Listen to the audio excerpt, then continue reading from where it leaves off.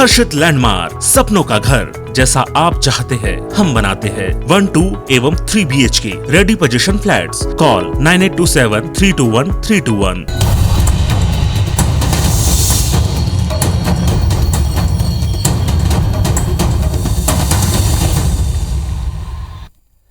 नमस्कार, आप देख रहे हैं IBC 24। मैं हूं आपके साथ विजय कुमार पंड्या। शुरुआत करेंगे छत्तीसगढ़ की खबरों की और सबसे पहले बात करते हैं कवर्धा की, जहां कवर्धा में पिछले दिनों हुए विवाद को लेकर भाजपा और कांग्रेस आमने सामने हैं और अब इस विवाद में VHP ने भी मोर्चा खोल दिया है। रमन सिंह समेत भाजपा के बड़े नेताओं ने दुर्ग के केंद्रीय जेल में बंद लोगों से मुलाकात के बाद सभी की निशर्त रिहाई के साथ दोषी अफसरों पर कार्रवाई की मांग की। इधर मुख्यमंत्री भूपेश बघेल ने पलटवार करते हुए कहा कि रमन सिंह राजनीतिक पुनर्वास की कोशिश कर रहे हैं। इन सब के बीच घटना के 9वें दिन आज कवर्धा में सुबह 5 घंटे और शाम को 2 घंटे के लिए कर्फ्यू में ढील दी गई। अब VHP ने इस मामले में कुछ वीडियो जारी करते हुए कल प्रदर्शन का ऐलान किया है। ये तस्वीरें दुर्ग के केंद्रीय जेल की हैं, जहां कवर्धा कांड में गिरफ्तार किए गए 77 आरोपियों को रखा गया है। पूर्व मुख्यमंत्री डॉक्टर रमन सिंह और भाजपा प्रदेश अध्यक्ष विष्णुदेव साय इनसे मिलने पहुंचे, फिर गिरफ्तार लोगों के परिजनों से उनके निवास पर जाकर मिले। इसके बाद रमन सिंह राजनांदगांव में हुए 1 दिवसीय प्रदर्शन में शामिल भी हुए। उन्होंने आरोप लगाया कि 3 साल आते आते छत्तीसगढ़ में ये हालात बने। कबीरधाम का वातावरण बिगाड़ने की साजिश की गई। कबीरधाम में कभी धारा 144 नहीं लगी, वहाँ 8 दिनों तक इंटरनेट बंद और कर्फ्यू जैसे हालात बने हैं। गृह मंत्री ताम्रध्वज साहू के RSS के गुंडों की ओर से फैलाए गए हिंसा वाले बयान पर भी रमन सिंह ने पलटवार किया। कबीरधाम की स्थिति जो शांति का टापू कहलाता है, जहां कभी 144 नहीं लगा, 8 दिन से कर्फ्यू, ये हालात बनाने के लिए जवाबदार यदि कोई है तो वहां के मंत्री, गृह मंत्री ने जानकारी नहीं ली। आज तक वहां के लोगों से चर्चा बातचीत नहीं किया। जो आज यहाँ के आगे कोई आगे देखे, किसान के बेटे हैं, किसान के पुत्र हैं। मुख्यमंत्री भूपेश बघेल ने कवर्धा कांड में रमन सिंह के बेटे अभिषेक सिंह के वीडियो का जिक्र करते हुए कहा कि कवर्धा मामले में रमन सिंह राजनीतिक पुनर्वास की कोशिश कर रहे हैं। उन्होंने कहा कि घटना के दौरान बीजेपी के नेता अव्यवस्था फैलाने में लगे रहे। मामले को बीजेपी ने बढ़ाने की कोशिश की। रमन सिंह जी अपने राजनीतिक पुनर्वास के लिए किस हद तक के जा सकते हैं वो देख रहे हैं। उसके बेटे की वीडियो सबने देखा है, लेकिन जिस प्रकार से भारतीय जनता पार्टी इस घटनाक्रम को बढ़ाने की कोशिश कर रहे हैं, ये बेहद निंदनीय है। ये प्रदेश शांति का प्रदेश है, भाईचारा का है।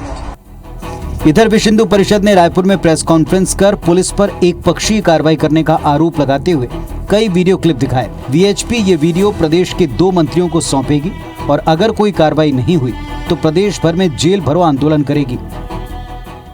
2.5 साल के शासनकाल में जिन पक्षपातपूर्ण और एक तरफा और पुलिस प्रशासन जिन कार्रवाई करी, एखर से कवर्धा की जनता क्षुब्ध है। निश्चित रूप से जहां जहां पर लोगों के साथ में अन्याय होगा, अत्याचार होगा, बहुसंख्यक वर्ग के साथ में उनके धार्मिक भावनाओं के साथ में खिलवाड़ होगा, तो भारतीय जनता पार्टी भी पीछे नहीं रहेगी। इन सब के बीच विवाद के 9वें दिन पुलिस ने मामले के 11 और आरोपियों को गिरफ्तार किया। वहीं प्रशासन ने सुबह 9 बजे से दोपहर 3 बजे तक और शाम को 5 बजे से 7 बजे तक कर्फ्यू में ढील दी। बाजार और स्कूल खुले, लोगों ने जरूरत का सामान खरीदा और दुर्गा पंडालों में भक्त भी देखे गए। प्रशासन ने बाहरी लोगों के प्रवेश पर पूरी तरह से रोक लगा दी है। Bureau report, IBC 24। और यूपी के लखीमपुर खीरी में हुई घटना और फिर उसके बाद भड़की हिंसा को लेकर कांग्रेस ने आज छत्तीसगढ़ में प्रदर्शन किया। हर जिला मुख्यालय में कांग्रेसियों ने मौन प्रदर्शन करते हुए धरना दिया। रायपुर के घड़ी चौक पर आयोजित मौन प्रदर्शन में रायपुर के विधायक सत्यनारायण शर्मा और विकास उपाध्याय मौन धरने पर बैठे। बिलासपुर में जिला, शहर और ग्रामीण कांग्रेस कमेटी के केंद्रीय उपक्रम मेन पोस्ट ऑफिस के सामने धरना प्रदर्शन किया। दुर्ग भिलाई जिला कांग्रेस ने भिलाई इस्पात संयंत्र के इक्विपमेंट चौक के मेन चौक पर मौन व्रत रखा, जिसमें वित्त विकास निगम के उपाध्यक्ष नीता लोधी, पूर्व विधायक भजन सिंह निरंकारी शामिल हुए। अंबिकापुर में धरना प्रदर्शन में श्रम कल्याण बोर्ड के अध्यक्ष सफी अहमद, पादप बोर्ड के अध्यक्ष बालकृष्ण पाठक धरने पर बैठे। इसी तरह रायगढ़ और राजनांदगांव समेत दूसरे जिलों में भी कांग्रेसियों ने केंद्रीय राज्य मंत्री के साथ ही यूपी सरकार को बर्खास्त करने की मांग करते हुए राज्यपाल के नाम कलेक्टर को ज्ञापन भी सौंपा। और छत्तीसगढ़ में बड़ा बिजली संकट होने वाला है, ऐसा हम नहीं बल्कि हालात बता रहे हैं, क्योंकि बिजली संयंत्रों के पास कोयला नहीं है, जिनके पास है वो भी महज 2 या 3 दिन के लिए बचा है। ऐसे में सरकार की चिंता भी बढ़ गई है और बिजली अधिकारियों की परेशानी भी, साथ ही सियासत भी चरम पर है। लेकिन सबसे बड़ा सवाल यही है कि क्या त्योहारी सीजन में अंधेरा छा जाएगा? जरा रिपोर्ट देखिए आप। क्या इस दिवाली छत्तीसगढ़ अंधेरे में डूब जाएगा? क्या रोशनी के इस त्योहार में हमारे घर रोशन नहीं होंगे? ये सवाल इसलिए क्योंकि दूसरे राज्यों को जगमग करने वाला छत्तीसगढ़ खुद बिजली संकट से जूझ रहा है। सप्लाई की तुलना में डिमांड अधिक होने से उद्योगों तक की बिजली काटने की नौबत आ गई है, क्योंकि कोयले का संकट पावर प्लांट्स पर हावी है। हालात कुछ इस तरह हैं। छत्तीसगढ़ में 3 मुख्य पावर प्लांट हैं, DSPM, STPS और माड़वा। तीनों के पास औसत 3 दिनों का स्टॉक बचा है। त्योहारी सीजन में बिजली संकट को देखते हुए सीएम भूपेश बघेल ने समीक्षा के लिए हाई लेवल मीटिंग भी बुलाई, जिसमें कोयले की आपूर्ति और उपलब्धता पर चर्चा की गई। सीएम भूपेश बघेल ने SCCL के अधिकारियों को पावर प्लांटों को कोयले की आपूर्ति करने के निर्देश दिए। कोयले के संकट देखिए, केंद्र सरकार एक तरफ दावे करती है कि कोयले की कोई कमी नहीं है, दूसरी तरफ पावर प्लांट लगातार बंद होते जा रहे हैं। तो जो केंद्र सरकार जो दावा कर रही है तो उसमें तो कोई सच्चाई है ही नहीं। पावर प्लांट भी बंद क्यों हो रहे हैं? बिजली विभाग के अधिकारी और CS, ACS के साथ मैंने मीटिंग की कि छत्तीसगढ़ में कोयले की पूर्ति निर्बाध गति से हो, ये सुनिश्चित किया जाए, और मैं समझता हूं कि उन्होंने मुझे आश्वस्त किया है। अब आपको तीनों पावर प्लांट्स की क्षमताओं के बारे में जानकारी दे दें। DSPM जिसकी क्षमता 500 मेगावाट है, लेकिन मौजूदा स्थिति 400 मेगावाट उत्पादन की है। STPS की क्षमता 1340 मेगावाट की है, लेकिन मौजूदा स्थिति में 838 मेगावाट ही उत्पादन हो रहा है। वहीं माड़वा में 1000 मेगावाट की क्षमता है, लेकिन मौजूदा स्थिति में 325 मेगावाट का उत्पादन हो रहा है। अगर हम प्रदेश के डिमांड की बात करें तो प्रदेश की डिमांड 3803 मेगावाट है। वहीं बिजली की उपलब्धता 3810 मेगावाट की है। पीक टाइम में यह डिमांड 4123 मेगावाट तक पहुंच जाती है। पीक टाइम में आवश्यकता अनुसार 200 से 400 मेगावाट विद्युत क्रय लगातार किया जा रहा है। वहीं अधिकारियों के मुताबिक कोयले का संकट अगर जल्द दूर नहीं होता तो फिर लोड शेडिंग की नौबत आ सकती है। देखिए, हमारे यहाँ एवरेज जो हमारे प्लांट में जो कोयला है 3 से 4 दिन का कोयला है। कोयले की कमी के कारण एक यूनिट को 210 मेगावाट की यूनिट को बंद रखा था। अभी भी हो सकता है कुछ दिन बंद रखना पड़े। पोल का शॉर्टेज था, पहले हम लोड डिस्पैच से पता किए थे, लेकिन अभी वर्तमान में किसी प्रकार का कोई जनरेशन शॉर्टेज नहीं है और हमको प्रॉपर सप्लाई मिल रही है। प्रयास यही रहेगा कि आगे भी जो त्योहारी सीज़न है और दीपावली का जो मेंटेनेंस है वो पूरा कर लें, ताकि निर्बाध सप्लाई त्योहारी सीज़न में दे। वहीं इस पर जमकर सियासत भी हो रही है। बीजेपी इसे सरकार का फेल्योर बता रही है। ये सरकार की गलत नीति की वजह से पूरा छत्तीसगढ़ कोल माफिया के जाल में बिछा हुआ है। अवैध रूप से निकासी हो रही है। लेकिन छत्तीसगढ़ सरकार को भी कोयले की खदानें मिली हुई है, CMDC को मिली हुई है। आखिर उसमें कोयला पैदा कर क्यों छत्तीसगढ़ सरकार अपने उसको ठेके पे दे देती है, उसमें पैसा कमाने का काम करते हैं। तो मुझे नहीं लगता है, सेंट्रल गवर्नमेंट भी इस बारे में चिंतित है। निश्चित रूप से आने वाले समय पर कोयले की कोई कमी नहीं आएगी। आज ही सेंट्रल गवर्नमेंट ने कहा कोयले की कोई कमी नहीं है। अगर कमी है तो इच्छा शक्ति की कमी है। प्रदेश की कई यूनिट्स मेंटेनेंस की वजह से बंद हैं, जिससे 529 मेगावाट बिजली कम मिल रही है। ऐसे में सरकार निजी कंपनियों से बिजली खरीद कर सप्लाई कर रही है। बताया जा रहा है कि NTPC की लारा यूनिट 12 अक्टूबर और सीपत संयंत्र 21 अक्टूबर तक शुरू हो जाएगा। अगर ऐसा है तो प्रदेश का कुछ संकट कम हो सकता है। हालात चिंताजनक हैं। ऐसे में मुख्यमंत्री के निर्देश के बाद कोल कंपनियां जितनी जल्दी कोयला उपलब्ध कराएंगी, उतनी जल्दी बिजली संकट दूर होगा। Star Jain, IBC 24, Raipur. और इधर केंद्र सरकार ने सेंट्रल पूल में छत्तीसगढ़ सरकार को 61 लाख मीट्रिक टन अरवा चावल लेने की मंजूरी दे दी है, लेकिन केंद्र के इस फैसले पर मुख्यमंत्री भूपेश बघेल ने कहा है कि केंद्र सरकार छत्तीसगढ़ के साथ हमेशा दोयम दर्जे का व्यवहार करती है। उन्होंने कहा कि पिछले साल भी 60 लाख मीट्रिक टन चावल खरीदने की सहमति थी।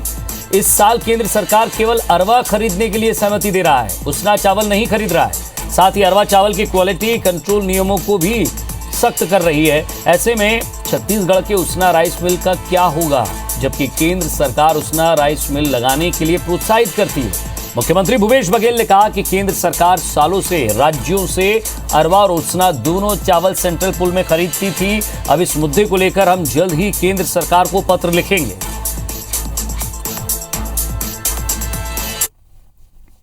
पहले ये था कि उसना चावल भी जमा करते थे, अरवा चावल, अब केवल अरवा चावल करेंगे और उसमें भी क्वालिटी कंट्रोल को बहुत टाइट कर दी। उसना चावल के लिए फिर डिमांड करेंगे। पिछले समय भी रोक लगाया थी, इस समय भी रोक लगा दी। और इधर केंद्र सरकार के गरीब कल्याण अन्न योजना के से वितरित चावल के घोटाले का प्रदेश सरकार पर आरोप लगाते हुए राजनांदगांव में बीजेपी एक दिवसीय धरना प्रदर्शन किया। बीजेपी जिसमें पूर्व सीएम रमन सिंह भी शामिल हुए और प्रदेश सरकार पर घोटाले का आरोप लगाया। इस प्रदर्शन में कई वरिष्ठ नेता शामिल हुए। वहीं बिलासपुर में भी बीजेपी ने हल्ला बोला। स्थानीय विधायक रजनीश सिंह के अगुवाई में बीजेपी ने एक दिवसीय विधानसभा स्तरीय धरना दिया है। आरोप लगाते हुए उन्होंने कहा कि केंद्र के प्रति व्यक्ति 5 किलो चावल गरीबों के लिए भेजा है, लेकिन सरकार उसमें भी गरीबों का हक मारकर उनका चावल हजम करने में लगी हुई है।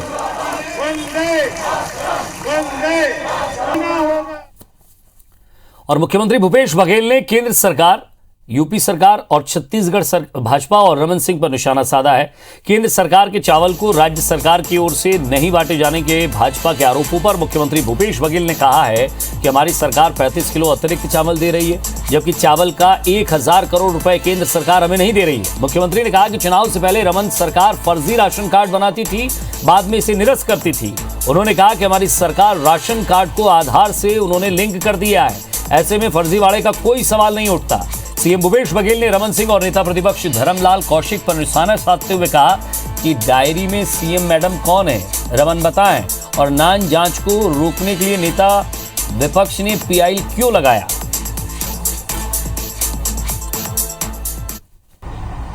रमन सिंह जी वो डायरी में जो लिखा था ना सीएम मैडम, उसके बारे में बता दें। और फिर नेता प्रतिपक्ष पीआईएल क्यों लगाए, उसकी जांच जब कर रहे थे, एसआईटी गठन किए तो उस जांच में क्यों रोक लगाने की मांग की। चावल घोटाला तो ये लोग किए हैं, अब वो जबरदस्ती बात कर रहे हैं, उसके पास कोई तथ्य तो रखे। छत्तीसगढ़ के मुख्यमंत्री भूपेश बघेल आज मां बमलेश्वरी के दर्शन करने डोंगरगढ़ पहुंचे। उन्होंने मां बमलेश्वरी की विधि विधान से पूजा की, साथ ही छत्तीसगढ़ की जनता की खुशहाली की कामना की। मां बमलेश्वरी के दर्शन के बाद मुख्यमंत्री ने कहा कि कोरोना के चलते लोगों को भी परेशानी हुई थी, लेकिन अब अपेक्षा है कि माता रानी कोरोना की तीसरी लहर से सबकी रक्षा करे और आशीर्वाद दे।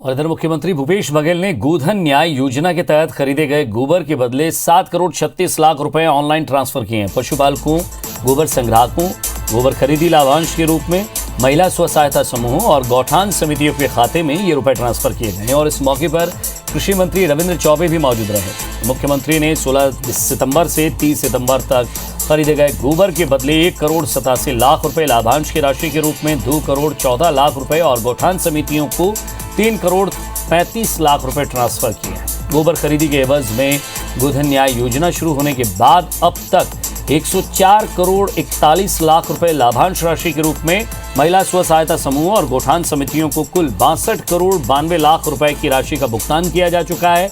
इसमें महिला स्व सहायता समूहों को अब तक 25 करोड़ 2 लाख रुपए और गौठान समितियों को 37 करोड़ 90 लाख रुपए दिया जा चुका है। मुख्यमंत्री ने इस मौके पर कहा कि जल्द ही गौठानों में धान कूटने, तेल पेराई की मशीनें भी लगाई जाएगी। और सीएम भूपेश बघेल ने अपने निवास कार्यालय से वीडियो कॉन्फ्रेंसिंग के जरिए इस साल 2019 के तेंदुपत्ता सीजन में लाभ में रही 595 समितियों को राशि का वितरण किया है। उन्होंने 8,34,706 संग्राहकों को 70 करोड़ 88 लाख रुपए के प्रोत्साहन पारिश्रमिक का वितरण किया। आपको बता दें कि साल 2018 की सीजन के लिए 728 समितियों के 11,48,528 संग्राहकों को 232 करोड़ रुपए की राशि का भुगतान पिछले साल किया गया था। उन्होंने इस दौरान दूरस्थ सुकमा आदि वन मंडलों के तेंदुपत्ता संग्राहकों से सीएम ने बातचीत भी की। इस मौके पर उन्होंने कहा कि छत्तीसगढ़ लघु वनोपजों के इस माध्यम से एक समृद्ध राज्य और विभाग के कुशल क्रियान्वयन से हमारा राज्य लघु वनोपजों के संग्रहण में विगत 2 वर्षों से देश में लगातार अव्वल बना हुआ है।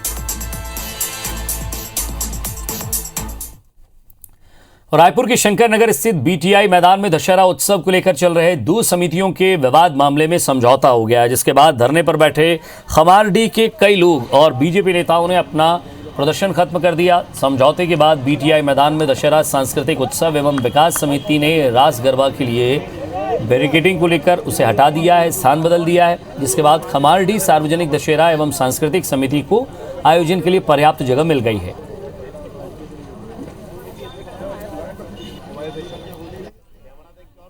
एक पक्ष को तो अनुमति मिल गई है, ग्राउंड में जो है इन्होंने जो दूसरे पक्ष जो ये धरना प्रदर्शन कर रहे थे उन पर सहमति बनी है कि आधे आधे मार्किंग करने उपरांत जो है जो बनेगा वो उस पक्ष में वो लोग करेंगे करके। जो चल रहे थे वो कार्यक्रम चलते रहेंगे। अब ये है कि जो भाग जो है स्पष्ट हो गए हैं किसका किस तरफ है, किसका किस तरफ है। देखिए, हमारा कोई विवाद रहा ही नहीं है। हम शुरू दिन से पहले से टीआई मैडम से, इनसे और कलेक्टर साहब से, हमारे आदरणीय कुलदीप जुनेजा जी, महापौर जी से और जितने भी हमारे समिति के सदस्य हैं, हम शुरू दिन से इतना छोड़ना चाहते, वाद विवाद चाहते नहीं थे। हमारा प्रथम उद्देश्य जो दशहरा उत्सव 73 वर्षों से मन रहा है, जो दुर्गोत्सव गरबा 17 वर्षों से मन रहा है, हम पारंपरिक रूप से उसको मनाना चाहते हैं। जो एक निराकरण निकला उसमें हम संतुष्ट होकर काम करेंगे, अपना दशहरा उत्सव मनाएंगे, लेकिन अगले वर्ष फिर ये बातचीत सामने आएगी। अभी जो निर्णय हुए मैं संतुष्ट हैं। ये निर्णय हम पहले भी मांगत रहे, लेकिन शासन प्रशासन के दबाव में हम अल्लाह कुचले के प्रयास करेंगे से। रायपुर के एमएमआई कॉलेज ऑफ नर्सिंग में 3 दिन का बेसिक लाइफ सपोर्ट पर इंटरनेशनल सर्टिफिकेट कोर्स कराया जा रहा है। ये course international health care simulation institute Vidyanta के सहयोग से कराया जा रहा है, जिसे अमेरिकन हार्ट एसोसिएशन ने मान्यता दी है, वहां से मान्यता प्राप्त है। विद्यांता से आए professional trainer MMI nursing college के छात्रों और एनएचएमएमआई हॉस्पिटल की नर्सों को ये ट्रेनिंग दे रहे हैं। 3 दिन के इस सर्टिफिकेट कोर्स में अभ्यर्थियों को अध्ययन सामग्री के साथ साथ प्रैक्टिकल भी करके दिखाया जाएगा। एमएमआई कॉलेज ऑफ नर्सिंग की प्रिंसिपल श्वेता पतरस का कहना है कि अब तक किसी भी नर्सिंग कॉलेज में ये कोर्स की सुविधा उपलब्ध नहीं है। एमएमआई कॉलेज ने अपने यहाँ पढ़ने वाले नर्सिंग छात्रों के हितों को ध्यान में रखते हुए बेसिक लाइफ सपोर्ट का ये इंटरनेशनल सर्टिफिकेट कोर्स शुरू किया है। ट्रेनिंग के बाद नर्सिंग छात्रों ने बताया कि उन्हें इस तरह की प्रैक्टिकल ट्रेनिंग से बहुत फ़ायदा मिलेगा, क्योंकि इससे वो न सिर्फ हॉस्पिटल में बल्कि बाहर भी किसी की जान बचा सकते हैं। इंडिया के अंदर 10 में से 7 लोग ऐसे हैं जिनको हार्ट की बीमारी है, मतलब दिल की बीमारियां होती हैं। मतलब अगर आप घर पे हो तो घर पे किस तरीके से आप उस पर्सन को रिवाइव करवा सकते हो जब तक वो हॉस्पिटल जाएगा। तो उस तरीके की ट्रेनिंग्स हम लोग करवाते हैं, ताकि इसमें हम हैंड्स ऑन ट्रेनिंग करवाते हैं, ताकि आप फोकस कर सको कि किस तरीके से उन्हें बचाना है घर पे, या फिर आप अगर किसी आउटसाइड द हॉस्पिटल सिनेरियो पे हो। वो लाइसेंस मिलता है ऑल ओवर वर्ल्ड में प्रैक्टिस करने का। ये जहाँ पे भी रहें वो अपना प्रैक्टिस कर सकते हैं, और इनका जो लाइसेंस है ऑल ओवर वर्ल्ड ये एफिलिएटेड है। तो ये हमारी नर्सेज के लिए, स्टूडेंट्स के लिए अपॉर्चुनिटी है कि हमको ये ट्रेनिंग मिला। ये हमारे कैरियर के लिए बहुत अच्छी चीज़ें हैं, क्योंकि हमें आगे चल के अपने कैरियर ऑप्शन बनाने रहते हैं। तो वहाँ पे जैसे कि मैम ने, हमारी प्रिंसिपल मैम ने बताया एंड सर ने बताया कि अगर हम फॉरेन कंट्री पे जाते हैं तो ये सारे चीज़ का हमें लाइसेंस मांगा जाता है। इसके लिए इस ट्रेनिंग से बेसिकली सारे भी जितने भी अभी नर्सेस हैं उनको ये फ़ायदा होगा कि वो अच्छे से मतलब CPR का पोजीशन और लाइफ थ्रेटनिंग कंडीशन को हम बचा सकते हैं। इसका रेशियो पता चला हमको। एडल्ट में रेशियो 30:2 है, इन्फेंट में 30:2, और जगह डबल है तो इसका 50:2। और इसी के साथ फिलहाल इस बुलेटिन में इतना ही। नमस्कार।